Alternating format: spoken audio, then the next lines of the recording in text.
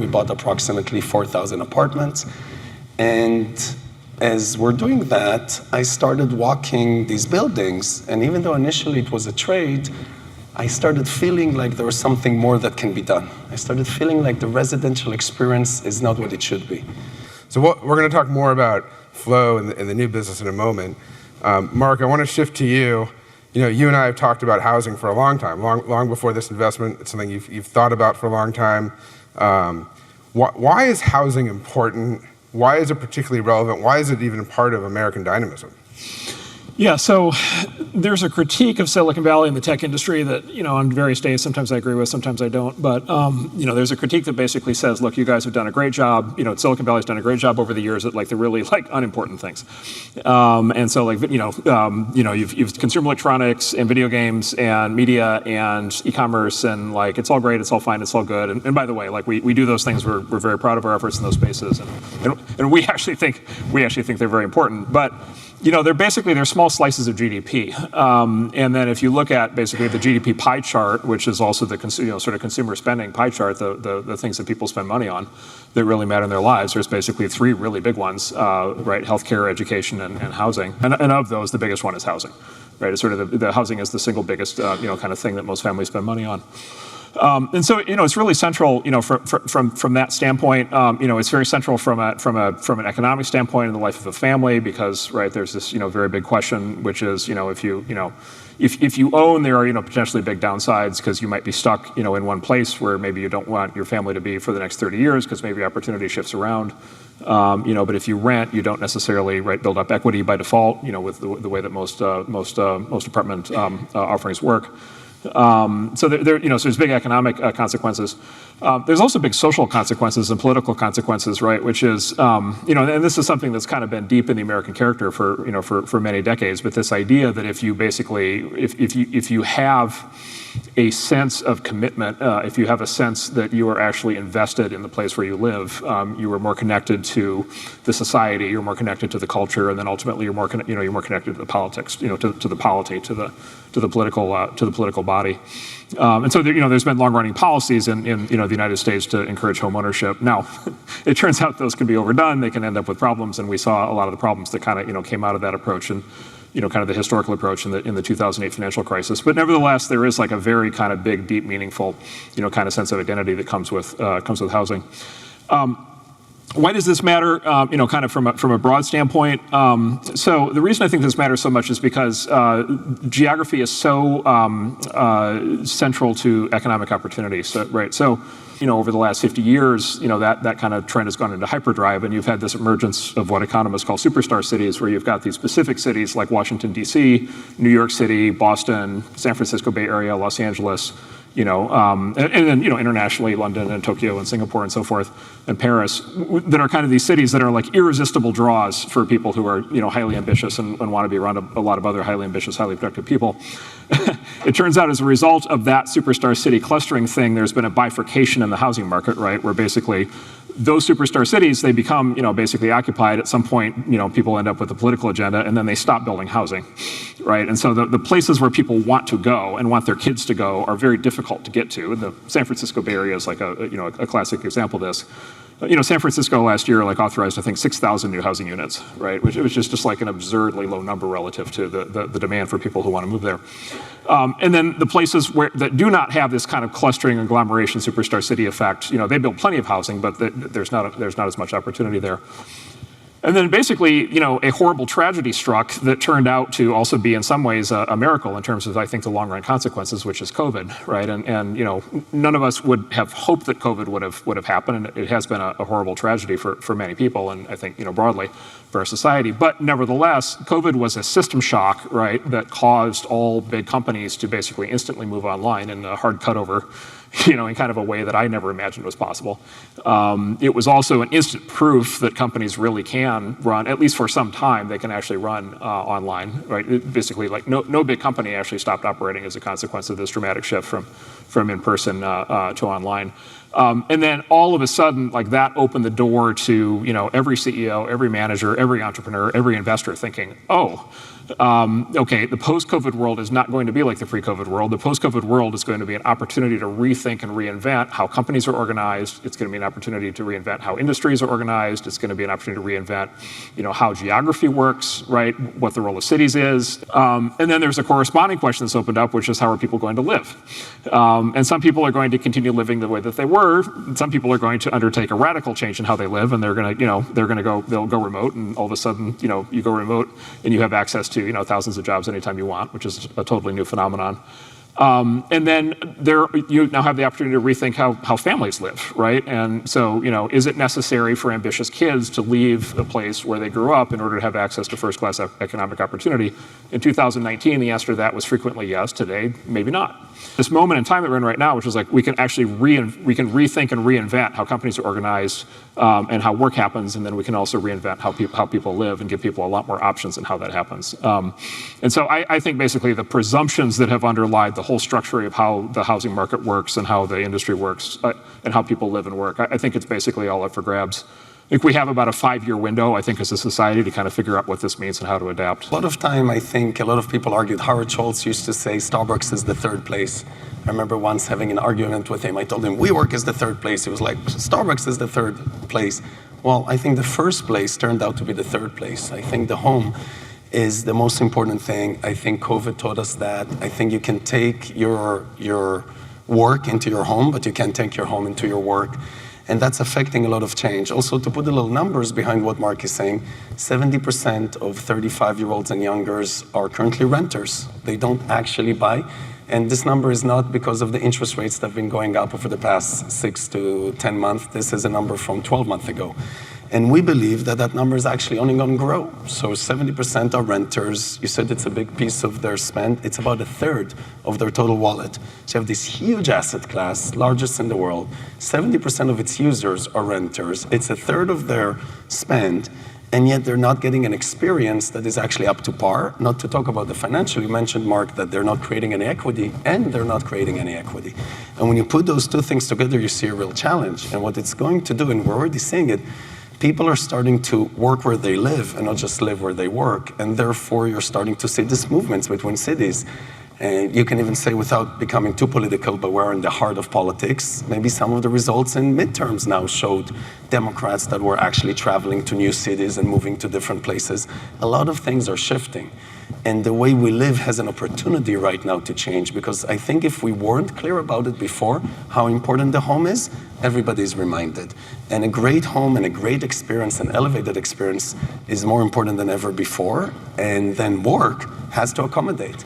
And Marc and I actually see the world a little differently about what is every company going to be a remote company or in-person company? But the answer is obviously hybrid of the two. And so there's this experience, right, that I'm sure a lot of us have had, and a lot of younger people we know have had in the last, especially 20 years. Really 20, 25 years. The sort of thing where you grow up at home, you then go to college, you spend your time at college, 4 or more years, and you're on this campus environment, and it's and everybody knows, like, college is kind of education, it's kind of adult daycare. It's got all the food and entertainment. It's got it's this whole contained environment. It's a social environment. It's a dating environment, right? It's kind of this whole thing. You're putatively you're an adult, but you're living in a dorm, and there's like a older adult down the hall who's taking care of you, right? So you're not really fully an adult. And so you're in that environment, and of course, 50 years ago, you'd leave that environment and you'd, go to work in an office. You'd buy a starter house, and you'd be on your, sort of traditional American middle class path. Over the last 20, 25 years, it became very common to have this idea of the corporate campus, right? And sort of Google maybe, really kind of, crystallized that in the culture.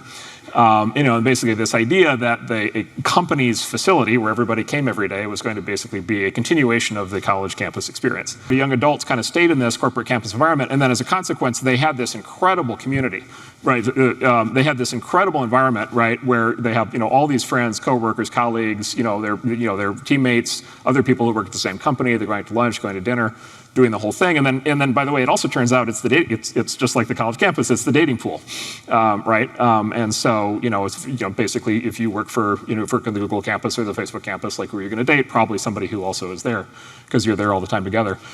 And then you basically like drop COVID into that model and you just like detonate it, right? Which is what's happened, right? And then all of a sudden, the experience of a kid going through that, all of a sudden it's like, nope, you don't get that. What you get is you get to sit in your studio apartment, right, in front of your laptop, right, and good luck, right? And you're like cut off from everything else, and like you've got DoorDash, and you've got Tinder, and like that's your life, and like that is not the same thing. All of a sudden, the focus on where you live, the focus on what, are you literally by yourself? Do you have roommates? Are you in a small, complex? Are you in a big complex? Do you have any sense of connection whatsoever? Do you know who your neighbors are? Most people historically have lived in apartments. I don't think they generally would even know who their neighbors are, right? The guy next door is just the guy next door. You'd feel no connection. By the way, there would be no overlap where you lived, and the people you worked with would have no overlap, right? Because there was no point. You didn't worry about whether there were other people who you worked with who were in your same apartment complex because you were seeing them at work all day. And so do you have anything in common with the people you're in the building with? And so there's this sort of whole model that an entire generation grew up with that has all of a sudden been detonated. And I don't know, maybe I'm radical. I think the idea of sitting in the apartment in front of the screen with DoorDash and Tinder is not a good life. And so that opens the door for reinvention. We don't, same serendipity feeling that you feel when you were to go in an office and connect to this belongs in a home in a funny way more than it ever belonged in an office. And when you think of these apartment buildings, and it is a little sad. It's sad that there's an apartment building with 400 apartments, maybe 600-700 people, with a swimming pool and a kitchen and a gym and all these amenities that if anybody here has ever been in a multifamily, you do this amazing tour, they show you all these amenity spaces, you never see anyone there. You then move into the building and not everyone, but a lot of people live the life that Marc is describing. And that's sad because I don't think human connection thrives. I actually think, I'm so happy we're here face to face. And COVID was obviously a horrible thing, but also a miracle at the same time. It's a miracle that we're all here face to face because this connection is so much more meaningful. And why don't people deserve that in the home?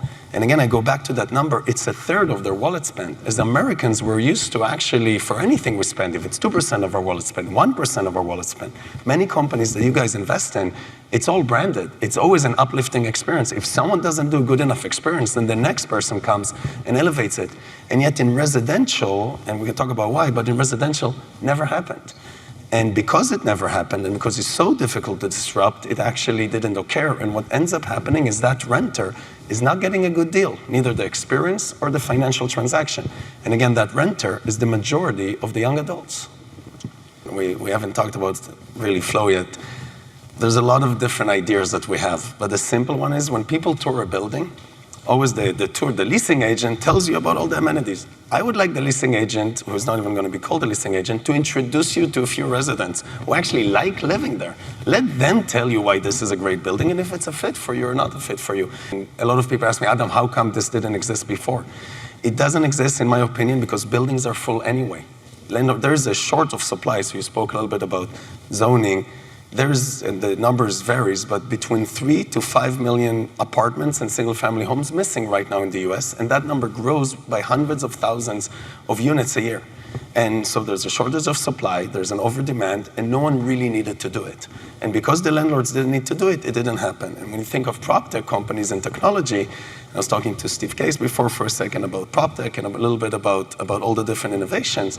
When you think, well, why haven't people solved this problem before? Most prop tech companies come in and solve a point solution.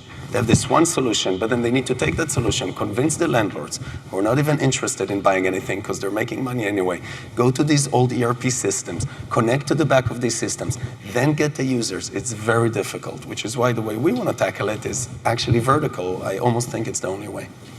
Excellent.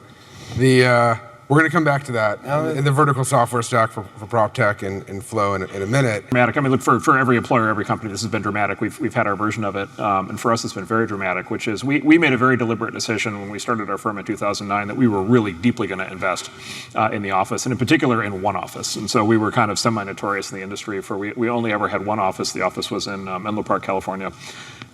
This is actually controversial even in the Bay Area because there were lots of startups were actually in San Francisco. Lots of the younger people who work for us lived up in San Francisco, and we said, sorry, and everybody every year was like, we got to put up an office in San Francisco, and we're like, nope, single office, everybody's going to be in the office, and the reason for that was we wanted the beehive, effect. Like we wanted people when they walk in, both the people who work for us, but also the people who are visiting us, to really feel like they were tapping into energy, they were seeing lots of other interesting people, that this was like the kind of environment, and the kinds of people they'd want to be around. So we put a really big emphasis on that. We were in there, every day, all day, working together. The whole thing you get from a high functioning, kind of office environment. And then, like everybody else, in March of 2000, we shut that down, and we went, completely online. And like everybody else, we were shocked that we were able to continue to run the firm, as you basically keep everything going, over Zoom, and Slack and so forth. And so, kind of off and away we went.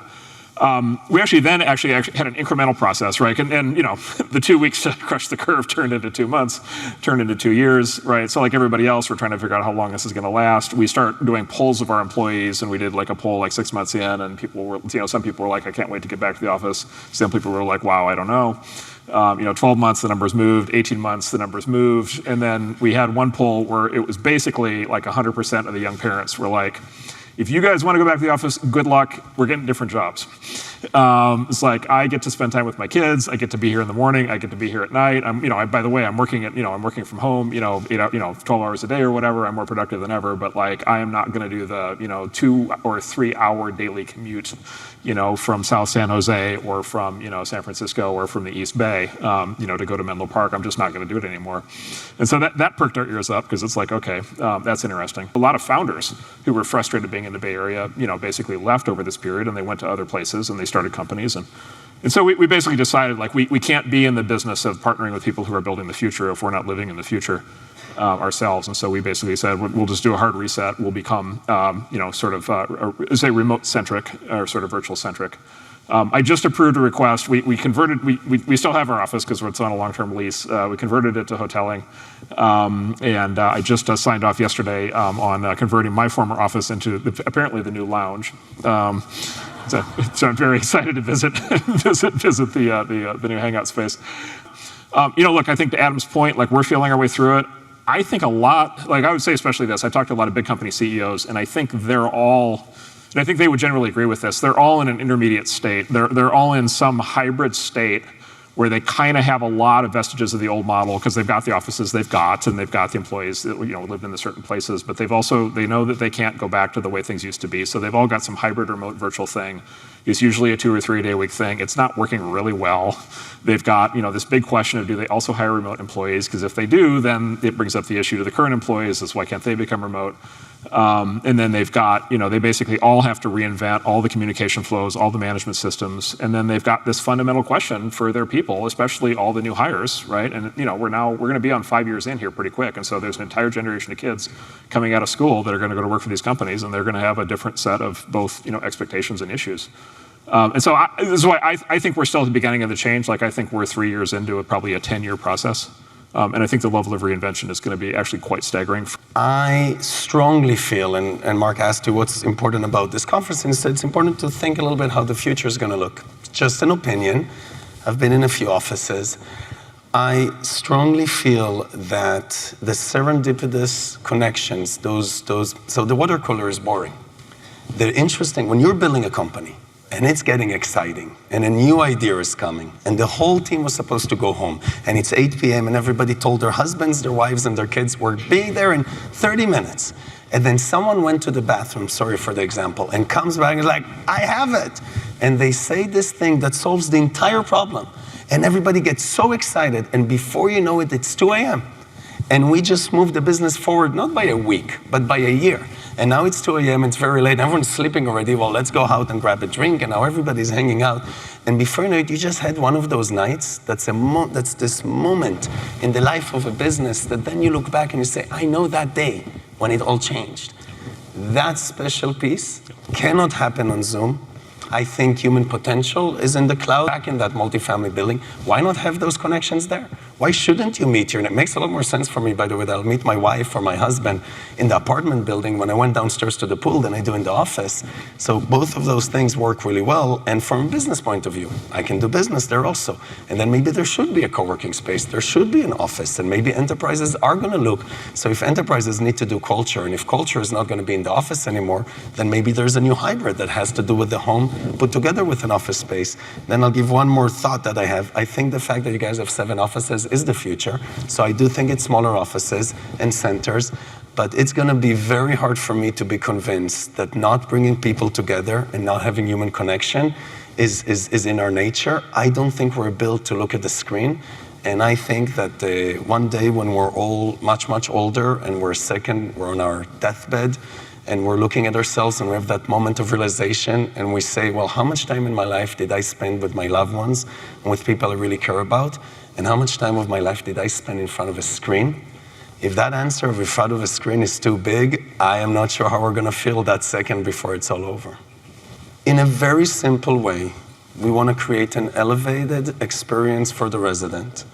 And we want to find a way to share with the resident a portion of the value that they create. I'll give that a moment. We want to elevate their experience. We talked about the buildings. We talked about everything that's happening. I don't think it's an easy job. I think it's very hard, but I do think the bar is low. You just make a little more connections. You just make it a little bit more real. You pay attention to the people running it. You maintain it the right way. You leverage technology to actually make things work. Instead of using 9 apps, you use 1. You do simple things and you elevate the experience. But then the more complicated part is you find a way to share a portion of the value with the resident itself. And that's the vision. And because we said that it's a majority of the young adults, and because Marc said that that's how people, so a few numbers behind that, for 80 years, owning a home used to be the way that was the majority of us creating equity. And 60% of Americans today, in average, their equity is in the home. That is the majority of equity. So if we're correct and 70% are renters, and that number is only going to go up, well, where are they going to create equity? And if they're going to be renters for 10 years, 20 years, when you go into these apartment buildings, and it's true about single family, but for today we'll talk about apartments. If you're going to go into these multifamily buildings and you're going to have this disconnected experience that you just said, but you're not only going to be there for 2 years and then get married and move to home, you're going to be there for 20. That sounds soul crushing. Right. And therefore, you have to solve both of the sides. Can I ask myself the next question? Sure. Adam, how are you going to solve both of the sides? That sounds really good, but what are you actually going to do? Great question. Thank you. Thank you for that great question. Yeah. Well, we have 4 pillars as we're looking at the business today. We have the first one, which is a branded technology-first management company that actually runs the buildings. We have an asset management or a real estate fund or real estate company that actually owns the buildings. And something cool about our new business, we actually own buildings together already. One of the biggest words that Marc and Ben used, as I said before, was alignment. Alignment, alignment, alignment.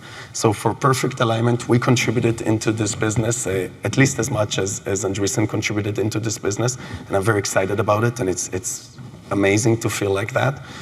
And then we have a financial services company. So number 1, management company, branded technology first. Number 2, real estate asset management, a company that can buy real estate and asset manage real estate. Number 3, financial services. And the 4th pillar is this mechanism that's going to take some of the value and share it with the value creators.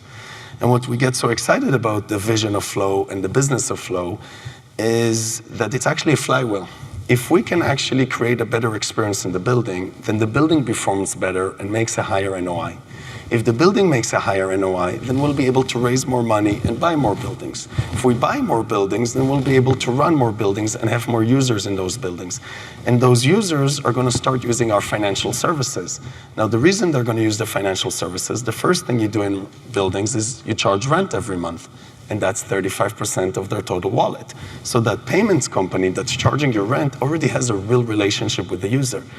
If that financial services company is going to do what we want it to do and create services that are actually meaningful, we think of it as financial wellness, and give services that are actually meaningful, then that again is going to drive more users.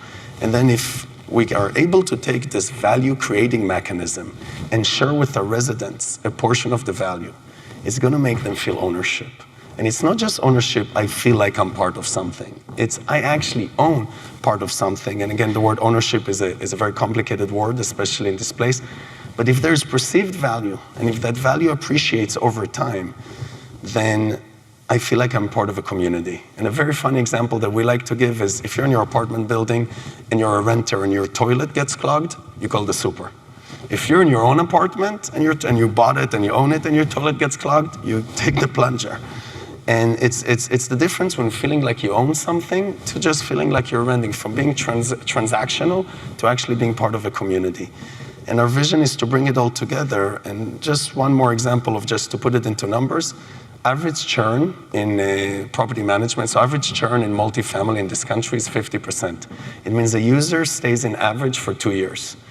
If the user now enjoys their experience more and feels like they have a portion of the value and chooses to stay a little longer, and that average churn goes down from 50% to 40%, without getting too deep into the numbers, the NOI of the building will go up by approximately 5%, which increases the returns of the building for those LPs, for the investors, by 500 basis points, which in real estate is an unheard of number. And by tackling this challenge vertically is what Flow is planning to do.